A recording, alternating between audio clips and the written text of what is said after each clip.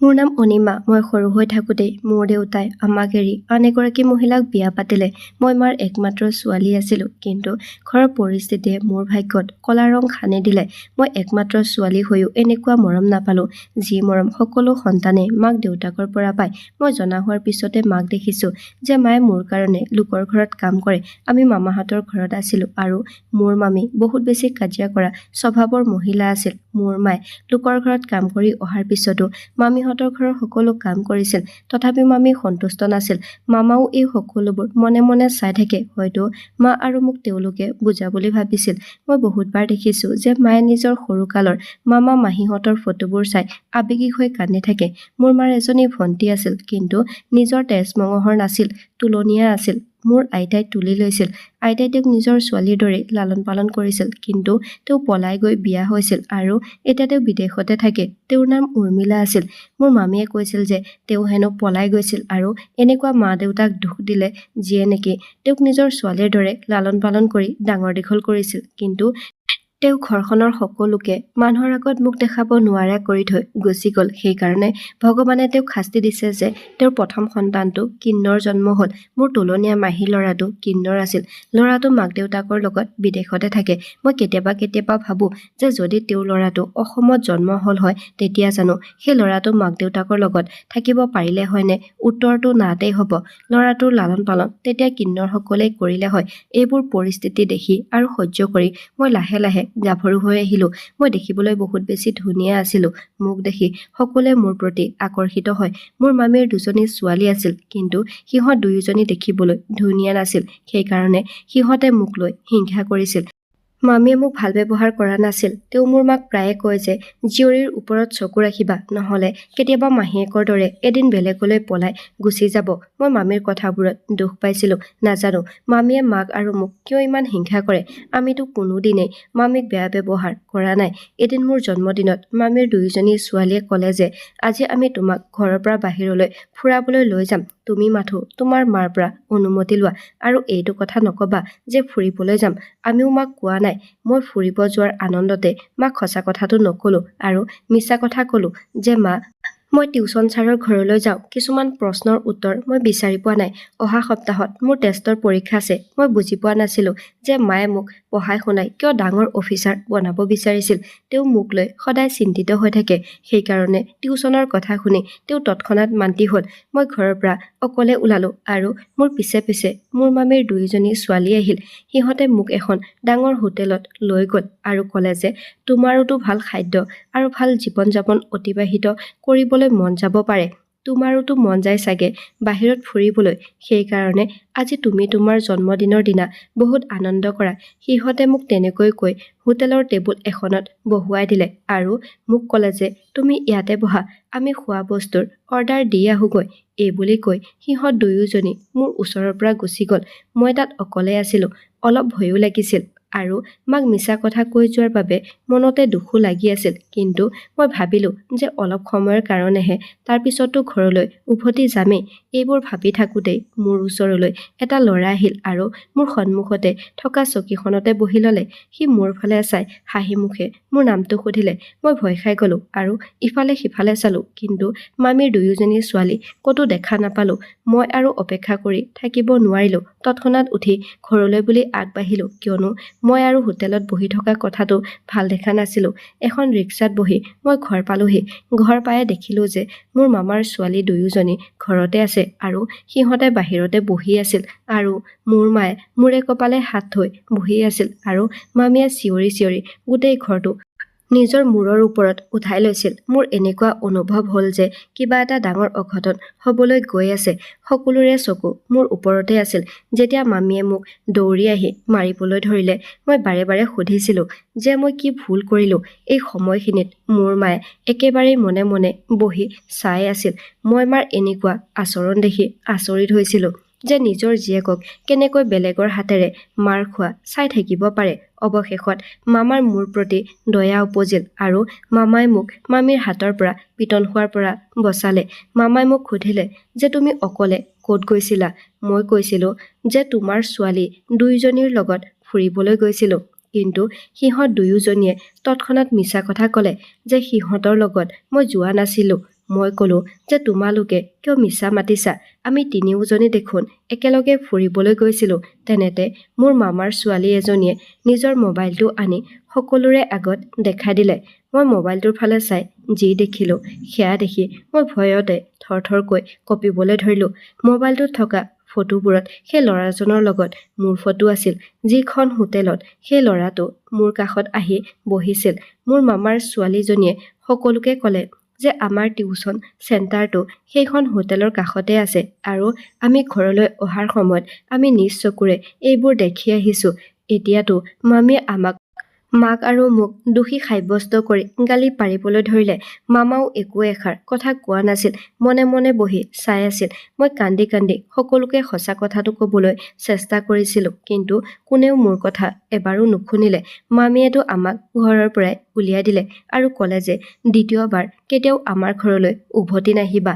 ইমান পৰে মনে মনে বহি থকা মায়ে এষাৰ কথাই ক'লে, ব'লা এতিয়া ইয়াৰ পৰা, এইখন ঘৰত আৰু আমাৰ বাবে ঠাই নাই। মই মাৰ ভৰিত ধৰি ক'লো যে মা, এইবোৰ সকলো মোৰ বাবেই হৈছে, গতিকে মোক এখন অনাথ আশ্ৰমত থৈ আহাগৈ। নিজকে ইমান কষ্ট দি কাম কৰি মোৰ যত্ন ল'ব নালাগে। কিন্তু মোৰ মায়ে মোৰ একো কথাই নুশুনিলে। আমি মামাহঁতৰ ঘৰৰ পৰা ওলাই আহিলোঁ। মায়ে মোক লগত লৈ এখন ট্ৰেইনত বহিল। আমি নাজানো যে আমি ক'লৈ গৈ আছোঁ। মই এই বিষয়ে একো জনা নাছিলোঁ যে আমাৰ গন্তব্যস্থান ক'ত। আমি দুদিন একেৰাহে গৈ আছিলোঁ। তাৰপিছত ট্ৰেইনৰ পৰা নামি এখন ৰিক্সাত বহি অলপ দামী আৰু ধুনীয়া কলনী এডোখৰ ঠাইলৈ আহিলোঁ। এই 2 দিনত মায়ে মোৰ লগত একো কথা পতা নাছিল। মায়ে মনে মনে ট্ৰেইনত বহি আহিছিল। মই বহুত দুখী অনুভৱ কৰিছিলোঁ যে মায়েও মোক বিশ্বাস নকৰে। আমি আহি থকা ৰিক্সাখন এখন ডাঙৰ গেটৰ সন্মুখত ৰৈ গ'ল। ইমান ডাঙৰ ধুনীয়া ঘৰ দেখি মোৰ চকু দুটা থৰ হৈ গ'ল। মায়ে কলিং বেলটো বজালে আৰু ঘৰৰ ভিতৰৰ দৰজাখনৰ লগত বহি থকা চকীদাৰজনে দৰজাখন খুলি দিলে আৰু আমি দুয়োজনী ভিতৰলৈ সোমাই গ'লো। ঘৰটোৰ ভিতৰখন বাহিৰতকৈও বহুত বেছি ধুনীয়া আছিল। চকীদাৰজনে আমাক ভিতৰত থৈ বাহিৰলৈ ওলাই গ'ল। আমি আৰামেৰে চকী এখনত বহি আছিলোঁ। কিছু সময়ৰ পাছত এজনী মহিলা আমাৰ ওচৰলৈ আহিল। তেওঁ বহুত দামী শাৰী এখন পিন্ধি আছিল। মায়ে এইকেইদিন ইমান মন মাৰি আছিল, কিন্তু সেই মহিলাগৰাকীক দেখাৰ লগে লগে মায়ে হাঁহি মাৰি কথা পাতিবলৈ ধৰিলে, যেন তেওঁৰ লগত কিবা গভীৰ সম্পৰ্ক আছে। মায়ে মোৰ ফালে চাই ক'লে যে এইজনী মোৰ ছোৱালী। তেওঁ লগে লগে মোৰ ওচৰলৈ আহিল আৰু মোক সাবটি ধৰিলে। মায়ে মোক ক'লে যে এইজনী তোমাৰ মাহী। তেওঁ এতিয়া অসমলৈ ঘূৰি আহিছে। মই এইবোৰ কথা শুনি বহুত আচৰিত হ'লোঁ। লগতে ভাবিলোঁ, মায়ে মাহীৰ ঠিকনা কেনেকৈ পালে? দুয়োজনী বায়েক ভনীয়েক আগৰ পৰাই খবৰ খাতি লৈ থাকে নেকি? মই অলপ সহজ হ'বলৈ চেষ্টা কৰিলোঁ। মাহীৰ লগত ভালদৰে কথা বতৰা পাতিলোঁ। মাহীৰ ল'ৰাটো চাবলৈ মোৰ বহুত ইচ্ছা আছিল, যি নেকি এজন কিন্নৰ আছিল, কিন্তু তাক ঘৰটোত ক'তো দেখা নাপালোঁ। কিছু সময়ৰ পিছত আমি জীৱনৰ আটাইতকৈ সোৱাদিষ্ট আহাৰ খালোঁ। মাহীয়ে আমাক এটা ৰুম দেখাই দিলে, য'ত আমি মা আৰু মই তাতে শুব পাৰোঁ। মই ইমান কোমল বিচনা দেখি সকলোবোৰ পাহৰি গ'লোঁ আৰু তাত শোৱাৰ লগে লগে মোৰ টোপনি আহি গ'ল। কিন্তু সেই ৰাতিয়েই মোক মায়ে টোপনিৰ পৰা জগাই দিলে আৰু ক'লে যে বহুত সোনকালে মোৰ বিয়া মাহীৰ ল'ৰাটোৰ সৈতে কৰাই দিব। মায়ে মোক ক'লে যে তুমি মোৰ বিশ্বাস ভাঙিছা। তেতিয়া মই ক'লোঁ যে মা, মই মনৰ পৰা কৈছোঁ, মই তোমাৰ বিশ্বাস ভঙা নাই। তুমিহে মোক বিশ্বাস কৰা নাই। মাত্ৰ এবাৰতো নিজৰ ছোৱালীজনীৰ ওপৰত বিশ্বাস কৰা। মই তোমাক কিমানবাৰ কৈছোঁ যে মামাহঁতৰ ছোৱালী দুয়োজনীয়ে মিছা কথা কৈছে। সিহঁতে নিজেই মোক সিহঁতৰ লগত লৈ গৈছিল আৰু মোৰ সেই ল'ৰাটোৰ লগত একো সম্পৰ্ক নাই। সিহঁতেই মোক হোটেললৈ লৈ গৈছিল আৰু ল'ৰাটোৱে কিছু সময়ৰ বাবে মোৰ ওচৰত আহি বহিছিল। মই মোৰ মাক বহুত বুজাইছিলোঁ, কিন্তু মায়ে মোৰ একো কথাই নুশুনিলে। ময়ো খঙতে ক'লোঁ, তুমিওতো মিছা কথাই কৈছা। তুমি মনে মনে মাহীৰ লগত কথা পাতি থাকা। মই এইখিনি ক'বলৈহে পালোঁ। মায়ে মোৰ গালত এটা চৰ মাৰিলে। মোৰ এনেকুৱা লাগিছিল যে এইজনী মোৰ মায়ে নহয়, যাক মই চিনি পাওঁ, যাক মই বুজি পাওঁ। এনেকুৱা লাগিছিল মায়ে যেন বেলেগৰ কথা মতে কাম কৰি আছে। তাৰ পিছত মই ক'লোঁ, মোৰ বিয়া কৰাবলৈ ইচ্ছা কৰিছা যদি কৰাই দিয়া, কিন্তু মোৰ ওপৰত ইমান দুখ জাপি নিদিবা। নিজৰ ভায়েকৰ জীয়েকহঁতৰ মিছলীয়া কথাত আহি মোৰ ওপৰত ইমান অত্যাচাৰ নকৰিবা।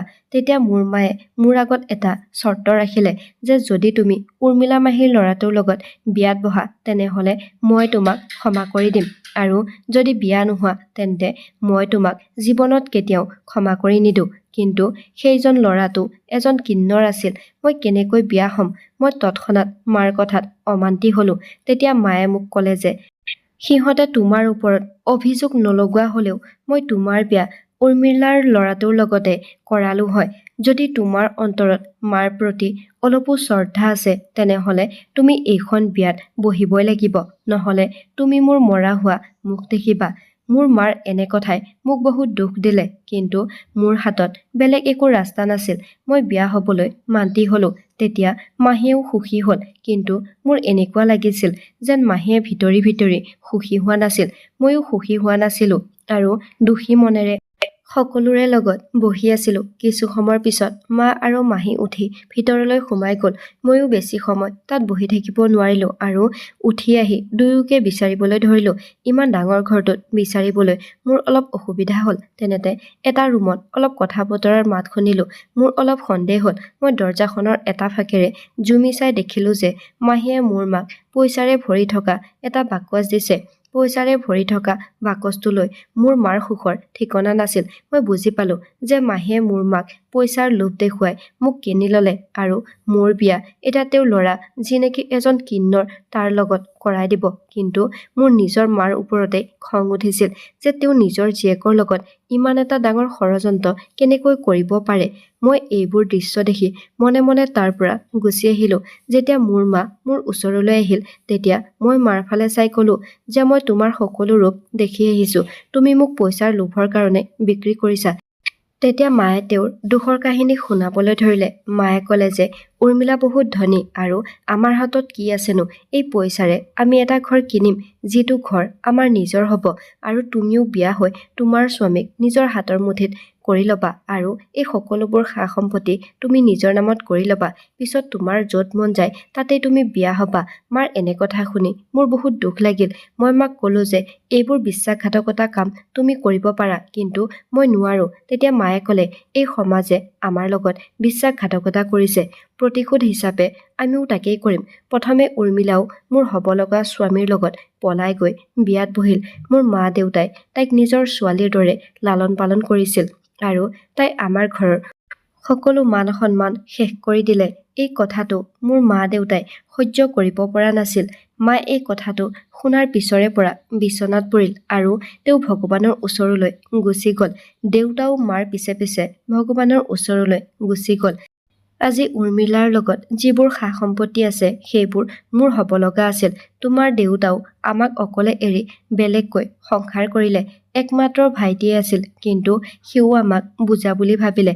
এতিয়া জীৱনে আমাক এটা সোণালী সুযোগ দিছে, তাক মই হাতৰ পৰা যাব নিদিওঁ। মই মাক ক'লো যে মানিছো সকলোৱে আমাৰ লগত বেয়া কৰিছে, কিন্তু আমিও যদি তাকে কৰোঁ তেনেহ'লে সিহঁতৰ আৰু আমাৰ মাজত পাৰ্থক্য একো নাথাকিব দেখোন। কিন্তু মোৰ মায়ে মোৰ একো কথাই নুশুনিলে আৰু সেই ৰাতিয়েই মায়ে মোক অকলশৰে এৰি ক'ৰবালৈ গুচি গ'ল। ৰাতিপুৱা দেখিলো যে উৰ্মিলা মাহী সুখী হৈ আছিল, কাৰণ তেওঁ মোৰ মাক পইচা দি মোক কিনি ল'লে। এতিয়া মই এক প্ৰকাৰৰ তেওঁলোকৰ চাবি দিয়া পুতলা। উৰ্মিলা মাহীয়ে মোক ক'লে যে আজিয়েই মোৰ বিয়া তেওঁ নিজৰ ল'ৰাটোৰ লগত কৰাই দিব। এইখন বিয়াৰ বাবে মই অন্তৰৰ পৰা সুখী নাছিলো, কিন্তু মাৰ লোভে মোক মনে মনে থাকিবলৈ বাধ্য কৰালে আৰু মোৰ বিয়া তেনেই সাধাৰণভাৱে দেৱৰ লগত কৰাই দিলে। বিয়াখনত কোনো আলহী অতিথি উপস্থিত নাছিল আৰু মা ক'ত গুচি গ'ল এতিয়ালৈ ঘূৰি অহা নাছিল। মাৰ এই কাণ্ডই মোৰ অন্তৰত বহুত দুখ দিলে। ৰাতি হোৱাৰ লগে লগে মোক মোৰ স্বামীৰ ৰুমলৈ পঠিয়াই দিলে, য'ত মই কেতিয়াও অহা নাছিলো। নাজানো এই ৰুমটোত মই কেতিয়ালৈ অনিচ্ছাকৃতভাৱে থাকিব লাগিব। মাহীৰ চালাকিৰ ওপৰত খং উঠিছিল। প্ৰথমতে তেওঁ মোৰ মাৰ অধিকাৰ কাঢ়ি ল'লে আৰু এতিয়া নিজৰ কিন্নৰ ল'ৰাটোৰ কাৰণে মোক কিনি ল'লে। মই মোৰ স্বামীক এতিয়ালৈ দেখা নাই। নাজানো উৰ্মিলা মাহীয়ে নিজৰ ল'ৰাটোক মোক কিয় চাব নিদিয়ে। মণ্ডপত বহুতেও স্বামীৰ মুখখন ঢাকি ৰখা হৈছিল। মই বিচনাখনতে বহি স্বামীলৈ অপেক্ষা কৰি আছিলো। তেতিয়া মোৰ চকু দৰজাখনলৈ পৰিল। মোৰ স্বামীয়ে এইমাত্ৰ ৰুমটোলৈ আহিছে, কিন্তু তেওঁৰ ওপৰত মোৰ চকু পৰাৰ লগে লগে মই অবাক হৈ গলো। মই তেওঁৰ ফালে চাই থৰ লাগি গলো। মোৰ ৰুমলৈ অহা পুৰুষজন দেখিবলৈ বহুত সুন্দৰ আৰু ধুনীয়া আছিল, কিন্তু সত্যটো এইটোৱে আছিল যে তেওঁ এজন কিন্নৰ আছিল।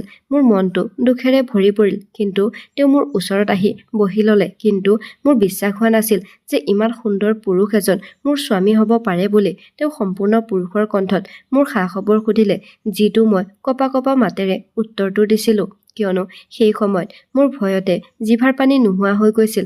দেৱই মোৰ উৰণিখন দাঙি মোৰ মুখখন চোৱাৰ এটা মূল্যৱান হীৰাৰ আঙঠি মোৰ হাতৰ আঙুলিত পিন্ধাই দিলে আৰু মোৰ হাতখনত এটা চুমা খালে। মই বিশ্বাস কৰিব পৰা নাছিলো যে এজন কিন্নৰে কেনেকৈ ফুলশয্যা নিশা উপভোগ কৰিব। কিন্তু দেৱই লাহে লাহে মোৰ কাষলৈ আহিল আৰু মোৰ হাতৰ পৰা তেওঁৰ স্পৰ্শ মোৰ গালৈ আহিল। আমি দুয়ো এক হৈ পৰিলো। মোৰ অন্তৰত যি ভয় আছিল, এতিয়া সেই ভয়টো নোহোৱা হৈ গল। মোৰ বিশ্বাস হৈ গল যে মোৰ স্বামী এজন পুৰুষ, তেওঁ কিন্নৰ নহয়। তেওঁৰ একো অভাৱ নাই। মোৰ জীৱনটো বহুত ভাল হবলৈ গৈ আছে।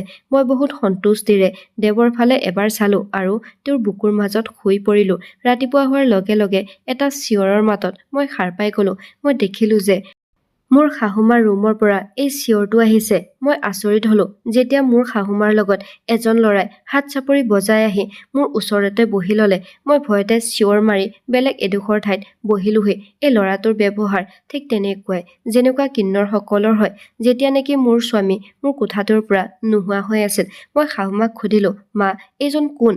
তেতিয়া মোৰ শাহুমায়ে মোৰ মূৰৰ ওপৰত হাতখন থৈ কলে, এইজনে তোমাৰ স্বামী। যোৱা ৰাতি সি তাৰ বন্ধুৰ লগত বাহিৰলৈ গৈছিল। ৰাতি দেৰিকৈ উভতি আহিছিল, সেইকাৰণে বেলেগ এটা ৰুমত সি শুই আছিল। মই এবাৰ যদি মোৰ স্বামীলৈ চাইছিলো, এবাৰ আকৌ ৰাতি হৈ যোৱা ঘটনাটোলৈ মনত পৰে। মোৰ মনটোৱে কৈছে যে এতিয়া এই পৃথিৱীখন ফাট মেলক আৰু মই তললৈ সোমাই যাওঁ, নহলে আন কৰবালৈ গুচি যাওঁ। মই বিচাৰিলেও মোৰ শাহুমাক একো কব পৰা নাছিলো যে ৰাতি মোৰ ৰুমলৈ আন কোনোবা এজন পুৰুষ আহিছিল আৰু মই তেওঁক মোৰ সকলো সঁপি দিলো। ইমান ডাঙৰ বিশ্বাসঘাতকতা হল মোৰ লগত। মই মোৰ আচল স্বামীৰ ফালে এবাৰ চালো, যি নেকি কোনো ফালৰ পৰা পুৰুষ যেন লগা নাছিল। ক্ষীণমিন শৰীৰ, ছোৱালীৰ দৰে চাল চলন, মুখৰ ওপৰতো মেকআপ কৰি থোৱা আছিল আৰু জোৰ জোৰকৈ হাত চাপৰি বজাই আছিল। কিন্তু মোৰ ৰুমলৈ যিজন আহিছিল তেওঁতো 6 ফুট ওখ এজন সুন্দৰ পুৰুষ আছিল আৰু বহুত ধুনীয়া আছিল। ৰাতিৰ এটা এটা দৃশ্য মোৰ চকুৰ আগত ভাহিবলৈ ধৰিলে। মোৰ চকুৰে দুটোপাল চকু পানী বৈ আহিল যে মই এই কিন্নৰজনৰ লগত মোৰ গোটেই জীৱনটো কেনেকৈ অতিবাহিত কৰিম। কিন্তু কি কৰিম, একো উপায় নাছিল মোৰ। মই মনে মনে থাকিলো। মোৰ স্বামীৰ মোক লৈ একো চিন্তাই নাছিল। তেওঁতো নিজেই নিজকে লৈ ব্যস্ত আছিল, মোৰ লগত খুব কম কথা পাতিছিল। কিছুদিনৰ পিছতেই মোৰ কিন্নৰ স্বামীয়ে আকৌ বিদেশলৈ উভতি যোৱাৰ সিদ্ধান্ত কৰিলে। মোৰ শাহুমায়েও মোক স্বামীৰ লগত পঠিয়াব বিচাৰিছিল, কিন্তু মোৰ কোনো পৰিচয় পত্ৰ নাছিল। মোৰো যাবলৈ একেবাৰে ইচ্ছা নাছিল। মই ইয়াকে ভাবি সুখী হৈছিলো যে ভালেই হ'ল তেওঁ ইয়াৰ পৰা গুচি গল। তেওঁৰ চেহেৰাটো বাৰে বাৰে মোৰ সন্মুখত দেখা পালে মোৰ মৰি যাবলৈ মন যায়। কিছু সময়ৰ পিছতেই তেওঁ ইয়াৰ পৰা গুচি গল। এতিয়া ইমান ডাঙৰ ঘৰটোত মই আৰু মোৰ শাহুমা অকলে আছিলো। ঘৰত অকলে অকলে এনেই থকাতকে শাহুমাক সহায় কৰিবলৈ ধৰিলো। সকলোতকৈ প্ৰথমে পাকঘৰৰ দায়িত্ব মোৰ মূৰৰ ওপৰত তুলি ললো। মই সদায় নতুন নতুন ৰেচিপি বনাবলৈ আৰম্ভ কৰিলো। শাহুমায়ে এতিয়া মোক বহুত মৰম কৰে। মই শাহুমাৰ লগত বাহিৰলৈ যাবলৈ ধৰিলো। মোৰ জীৱনত এতিয়া একোৰে অভাৱ নাছিল। অভাৱ আছিল সঁচা ভালপোৱাৰ এজন জীৱন সংগীৰ। কেতিয়াবা কেতিয়াবা মোৰ সেই ল'ৰাজনলৈ বহুত মনত পৰে, যিদিনা ফুলশয্যা ৰাতি তেওঁ মোৰ ৰুমলৈ আহিছিল। মোৰ সকলো কাঢ়ি লৈ গৈছিল, মোৰ সুখ, শান্তি, মৰম, ভালপোৱা সকলোবোৰ। কিন্তু সেই ৰাতিৰ পিছত আজিলৈ মই তেওঁক দেখা পোৱা নাই। মোৰ বাবে আচৰিত আছিল যে তেওঁৰ উদ্দেশ্য কি আছিল, কোন আছিল তেওঁ। লগতে মোৰ মালৈও বহুত চিন্তা হৈছিল, যি নেকি মোলৈ এবাৰো ঘূৰি নাচালে। নাজানো তেওঁ ক'ত আছে। এদিন মই মোৰ শাহুমাৰ লগত একেলগে বজাৰলৈ গৈছিলো। উভতি আহোঁতে আমি খাবৰ বাবে এখন হোটেলত গলো। মোৰ চকু হঠাৎ সেই ল'ৰাজনৰ ওপৰত পৰিল, যিদিনা মই মামাৰ ছোৱালী দুজনীৰ লগত হোটেলত গৈছিলো আৰু ল'ৰাজন আহি মোৰ কাষত বহিছিল। সিয়েতো এই সকলোবোৰ ঘটনাৰ বাবে দায়ী আছিল। মই তীব্ৰ বেগে তাৰ ওচৰলৈ গলো। সি মোক চিনি পাইছিল। মই তাক সুধিলো, কোৱা, সেইদিনা তোমাৰ উদ্দেশ্য কি আছিল? মোৰ কাষত আহি কিয় বহিছিলা? তেতিয়া সি ক'লে, মই সঁচাই কৈছোঁ যে সেইদিনা মোক তোমাৰ কাষত বহিবলৈ তোমাৰ মামাৰ ছোৱালী দুয়োজনীয়ে মোক পইচা দিছিল। এই সময়ত অন্তৰৰ পৰা বহুত দুখ কৰিছিলোঁ যে যদি মা এতিয়া ইয়াত থকা হয়, মই যে নিৰ্দোষী তাৰ প্ৰমাণ নিজ চকুৰে দেখিলেহেঁতেন যে নিজৰ আত্মীয় সকলোৱে তেওঁলোকৰ চকুত সৰু হ'বলৈ এইবোৰ নাটক কৰিছিল। কিন্তু মই জানো যে মোৰ মায়ে যদি এতিয়া ইয়াত থাকিলেহেঁতেন তেতিয়াও তেওঁ একো নকৰিলেহেঁতেন, কিয়নো তেওঁৰ চকুত লোভৰ জাল এখন পৰি আছিল। যেতিয়া আমি ঘৰলৈ উভতি আহিলোঁ, কিছু সময়ৰ পিছতেই মোৰ শাহুমা চিন্তিত হৈ মোৰ কাষলৈ আহিল। তেওঁৰ মুখৰ ৰং সলনি হোৱা দেখি মোৰ অন্তৰে ক'লে যে কিবা এটা নহ'বলগীয়া হ'ব ওলাইছে। তেওঁ ক'লে যে তোমাৰ মাৰ এটা দুৰ্ঘটনা হৈছে আৰু তেওঁ এতিয়া হস্পিটেলত আছে। শাহুমাৰ কথা শুনি মই বহুত চিন্তিত হৈ গ'লোঁ আৰু হস্পিটেল পালোগৈ। মোৰ মায়ে মোক ক্ষমা খুজিলে আৰু মই মাক ক্ষমা কৰি দিলোঁ। মই মাক ক'লোঁ যে মই তোমাৰ নিচিনা নহয়, মই তোমাক অকলশৰে এৰি নাযাওঁ। মোৰ মায়ে দুয়োখন ভৰি হেৰুৱালে। মই মাক আমাৰ ঘৰলৈ লৈ আহিলোঁ। দিনে ৰাতিয়ে মই মাৰ যত্ন লওঁ। এই কঠিন সময়খিনিত মোৰ শাহুমাই মোৰ লগত আছিল। এদিন ৰাতি মই মাৰ ৰুমৰ পৰা উঠি মোৰ নিজৰ ৰুমলৈ গৈ আছিলোঁ। তেতিয়াই পিছফালৰ ৰুমটোৰ পৰা মানুহৰ কথা পতাৰ শব্দ শুনা পালোঁ। মোৰ ভৰিৰ খোজ নিজে নিজে সেই ৰুমটোৰ ফালে যাবলৈ ধৰিলে। মই দেখিলোঁ যে সেই ৰুমটোত মোৰ শাহুমাৰ লগত কোনোবা আছিল, যাৰ লগত মোৰ শাহুমাই মনে মনে কথা পাতি আছিল। মই চাবলৈ চেষ্টা কৰিছিলোঁ, কিন্তু তেওঁক পিছফালৰ পৰা দেখাৰ কাৰণে তেওঁক চিনি পোৱা নাছিলোঁ। কিছু সময়ৰ পিছত সেই ল'ৰাটো খিৰিকীৰে গ'লগৈ। এতিয়া মোৰ শাহুমাৰ ওপৰত সন্দেহ আহিবলৈ ধৰিলে আৰু মই তেওঁৰ ওপৰত চকু ৰাখিলোঁ। মোৰ এনেকুৱা লাগিছিল যে মোৰ লগত কিবা নতুন নাটক ৰচি আছে। পিছদিনা মই শাহুমাৰ ওপৰত চকু ৰাখিলোঁ আৰু ৰাতি হোৱাত শাহুমাই সেই ৰুমটোলৈ গ'ল। ময়ো শাহুমাৰ পিছে পিছে সেই ৰুমটোলৈ গ'লোঁ।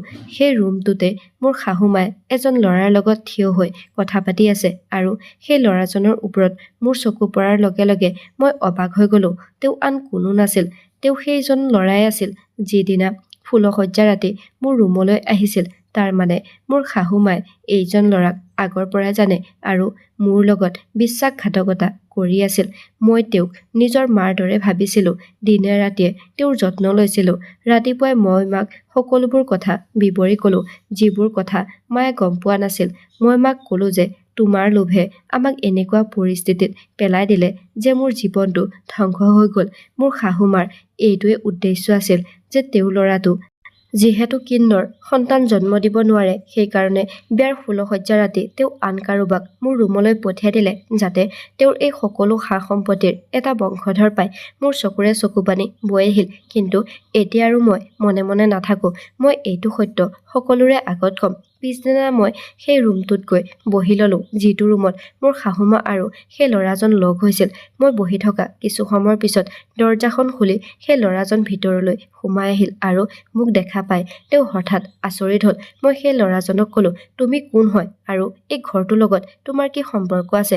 প্ৰথমতেতো তেওঁ মোক দেখি ভয় খাই গৈছিল, কিন্তু এতিয়া তেওঁৰ মুখত এটা মিঠা হাঁহি বিৰিঙি আহিল। তেওঁ লাহে লাহে এখোজ দুখোজকৈ মোৰ ওচৰলৈ আহিল আৰু মোক মৰমেৰে সাবটি ধৰিলে। মই তেওঁক ঠেলা মাৰি দিলোঁ আৰু ক'লোঁ যে ফুলশয্যা ৰাতি তুমি মোক বিশ্বাসঘাতকতা কৰি মোৰ সুবিধা ল'লা, কিন্তু আজি তুমি এনেকুৱা একো নকৰিবা। যদি তুমি মোক স্পৰ্শ কৰিবলৈ চেষ্টা কৰা তেনেহ'লে মই তোমাক মোৰ মুখৰ শব্দ মুখতেই আছিল। তেতিয়াই তেওঁ মোৰ গালত এটা চুমা খালে আৰু ক'লে যে হ'ব দিয়া, এতিয়া তুমি শান্ত হোৱা।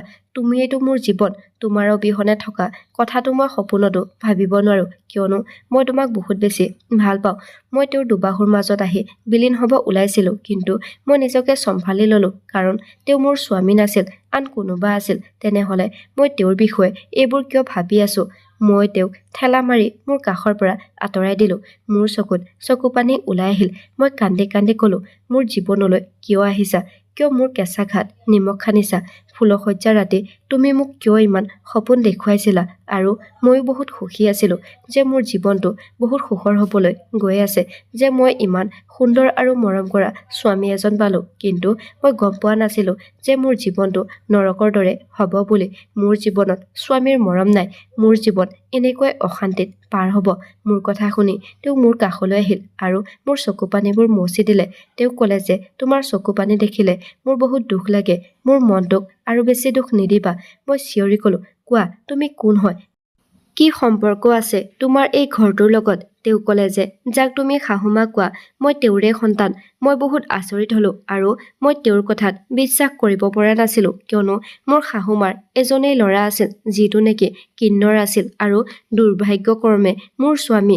মই এই ল'ৰাজনক কিবা এটা কথা সুধিব লৈছিলোহে, তেনেতে পিছফালৰ পৰা মোৰ শাহুমায়ে মাত লগালে। মোৰ শাহুমায়ে হয়তো প্ৰথমৰ পৰাই তাত থিয় হৈ আছিল। তেওঁ বহুত শান্ত সুৰত ক'লে যে হয়, এইটোৱে মোৰ ল'ৰা সন্তান। মই আচৰিত হৈ গলো। মই সুধিলো, তেনেহলে সেইজন কোন আছিল যাক আপুনি মোৰ স্বামী বুলি কৈছিল? তেতিয়া মোৰ শাহুমায়ে মোক সকলো সঁচা কথা ক'বলৈ ধৰিলে। তেওঁ ক'লে যে মোৰ মা আৰু তোমাৰ আইতা বহুত ভাল বান্ধৱী আছিল। মই 2 বছৰ আছিলো তেতিয়া মোৰ দেউতা স্বৰ্গলৈ গুচি গ'ল। মায়ে দ্বিতীয় বিবাহ কৰিলে, কিন্তু সতীয়া দেউতাই মোক আঁকোৱালি নললে আৰু তোমাৰ আইতাই মোক তুলি ল'লে। তোমাৰ মা আৰু মই নিজৰ বাই ভনীৰ দৰেই আছিলো। তোমাৰ আইতা আৰু ককাই মোক নিজৰ জীয়েকৰ দৰেই মৰম কৰিছিল। তোমাৰ মা মোতকৈ ডাঙৰ আছিল, সেইকাৰণে তোমাৰ মাৰ বিয়াখন প্ৰথমতে হোৱাৰ কথা আছিল। তোমাৰ আইতা ককাই তোমাৰ মাৰ বিয়া ঠিক কৰি দিলে, কিন্তু যেতিয়া তোমাৰ মাৰ হ'ব লগা দৰাজনে মোক দেখিলে তেতিয়া তেওঁ মোক ভাল পাই পেলালে। তাৰ পিছত তেওঁলোকে ক'লে যে আপোনালোকৰ সৰু ছোৱালীজনীৰ লগতহে আমাৰ ল'ৰাৰ বিয়া পাতিবলৈ প্ৰস্তুত আছো, ডাঙৰ ছোৱালীজনীৰ লগত নহয়। এই কথাটো শুনাৰ লগে লগে ঘৰৰ সকলো মানুহে মোৰ বিৰুদ্ধে হৈ গ'ল। সকলোৱে এইটোৱে ভাবিছিল যে মই তোমাৰ মাৰ দৰাজনক ফুচুলাই প্ৰেমৰ জালত পেলাইছিলো, কিন্তু তেনেকুৱা একোৱেই নাছিল। নিজৰ তেজটো সদায় নিজৰে। ঘৰৰ সকলো মানুহ তোমাৰ মাৰ সৈতে আছিল আৰু সকলোৱে মোক ঘৃণা কৰিছিল। তেওঁলোকে জবৰদস্তি মোৰ বিয়া এজন বিয়া পতা পুৰুষৰ লগত কৰাই দিব ওলাইছিল, যি নেকি 2টা সন্তানৰ বাপেক আছিল। সকলো ঘৰৰ মানুহে কৈছিল যে তুমি আমাৰ নাকটো কাটিলা, গতিকে তোমাৰ এইটোৱে শাস্তি যে তুমি আমাৰ ঘৰৰ পৰা ওলাই যোৱা। তুমি য'ৰ পৰা আহিছিলা তালৈ গুচি যোৱা। কিন্তু মই দীপাংকৰ অৰ্থাৎ তোমাৰ শহুৰ তেওঁৰ অবিহনে থাকিব নোৱাৰো, কাৰণ আমি দুয়োজনে এজনে আনজনক ভাল পাই পেলাইছিলো। দীপাংকৰে সিদ্ধান্ত ল'লে যে আমি দুয়ো পলাই গৈ বিয়া হ'ম আৰু মই দীপাংকৰৰ লগত পলাই গলো। কিছু বছৰৰ কাৰণে আমাৰ লগত কোনেও কথা বতৰা পতা নাছিল, কিন্তু লাহে লাহে আমাৰ মাজত আকৌ মিলা প্ৰীতি বাঢ়িবলৈ ধৰিলে।